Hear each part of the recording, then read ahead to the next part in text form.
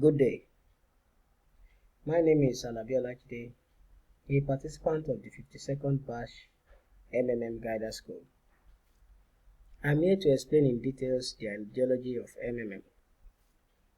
Like we all know that we live in the world of money, and the money is not for people, but it's for those who produce this money.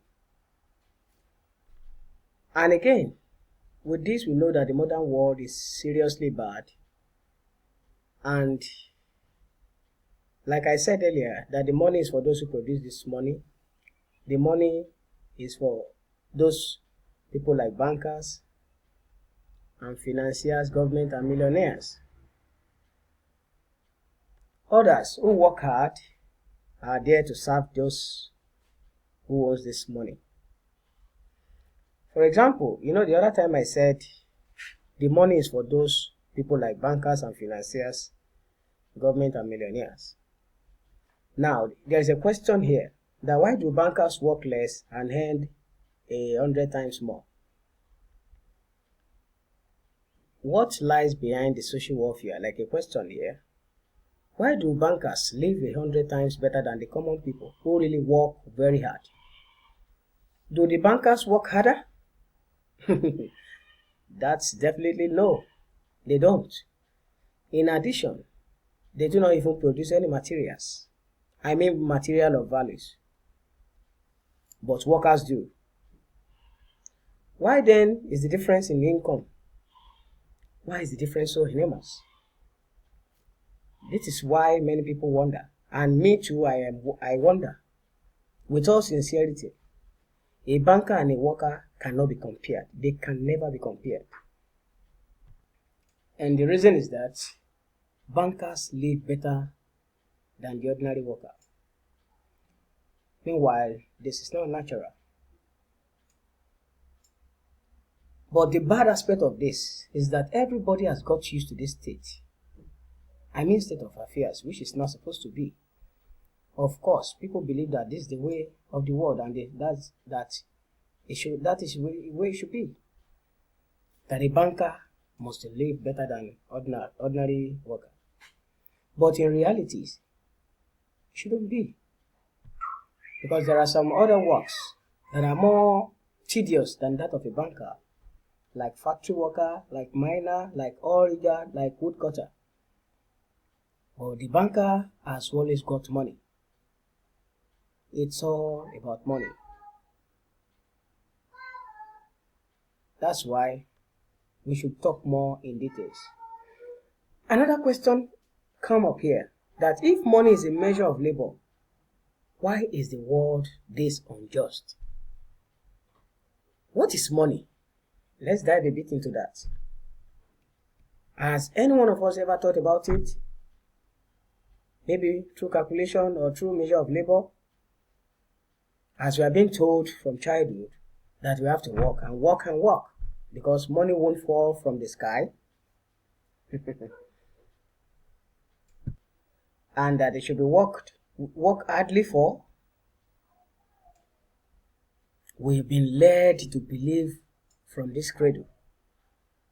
Though that's what would billionaires say to that? Who honestly and hard earned all their billions. Is it ridiculous? It is. This has led me to this thinking that if it should go on that way, the billionaires are not working hard, but the factory workers should work hard to get money.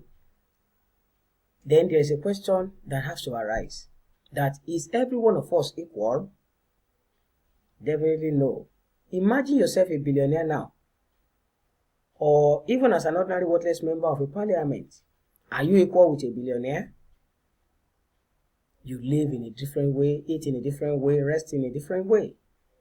In one day, billionaire can spend what you can acquire in a whole year.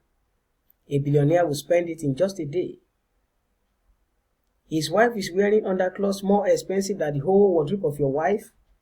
His children are eating what you and your family think you can eat in a year. They eat in a day. He is treated in the best clinics. They go to the best beaches. His children and yours, are they the same? Have you think of it? Can they be compared? I can definitely tell you, with all this I've said, you will know where you belong if you are rich, or where you belong if you are poor. Definitely you are not equal.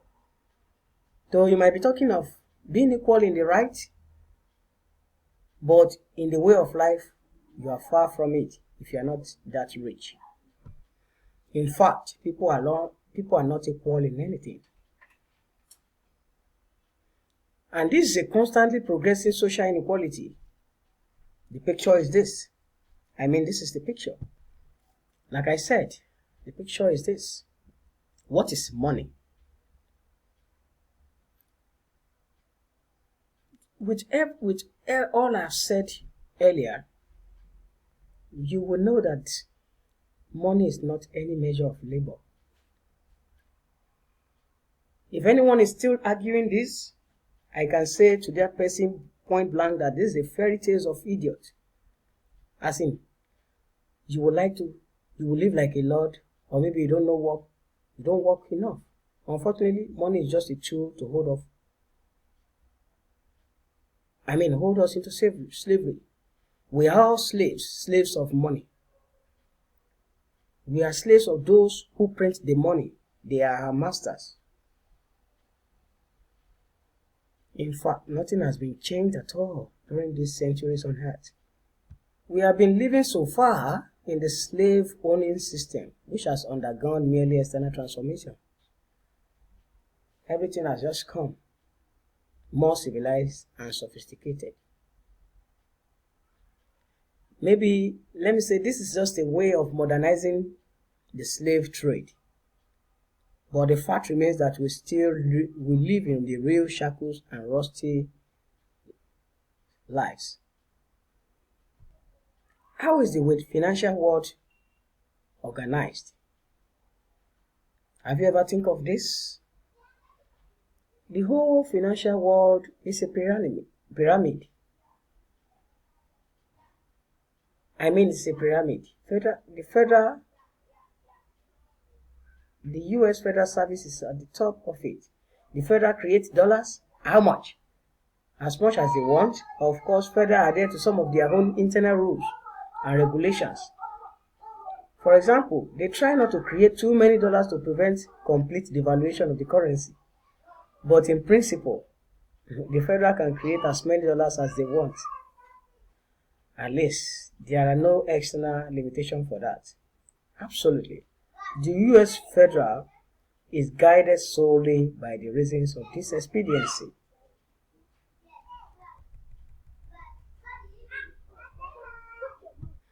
The lower level of this global pyramid are the central banks of different countries. All other national banks are situated on even lower levels. All of this is highly or slightly simplified, but in general, everything reflects an overall picture. Then, do we need banks at all? If yes, why? Some people will say banks play the role of blood vessels in social organism. Through these vessels, the money, the blood from the heart, the central bank, enter all its organs. Money washes the organs. It brings life to them. Such an interesting comparison. In which connections dollars are mentioned here, and what relation does the Federal have to us, ordinary people? Basically, the most direct relation, after all, dollar is the global currency. No one central bank can print its currency in desirable quantity without permission of the US. So funny. It is out of question. By no means, as soon as some countries supply these resources to the USA for $1 billion, then it will be allowed to print the local currency in the amount of $1 billion. So after all this, such a country will not be permitted. And this is the only way. Otherwise, such a country will be turned out from the International Monetary Fund, that is IMF. Its currency will become inconvertible and so on. In short, the measures will be taken immediately. And yet, why does a banker live better than a worker? We still have no answer. He prints money, and a worker, for example, builds houses or works in the mining industry. It is also very important. Does the banker work harder and give more benefits to society, like I've asked earlier? Of course not. Then why does he live better? Why do bankers live better?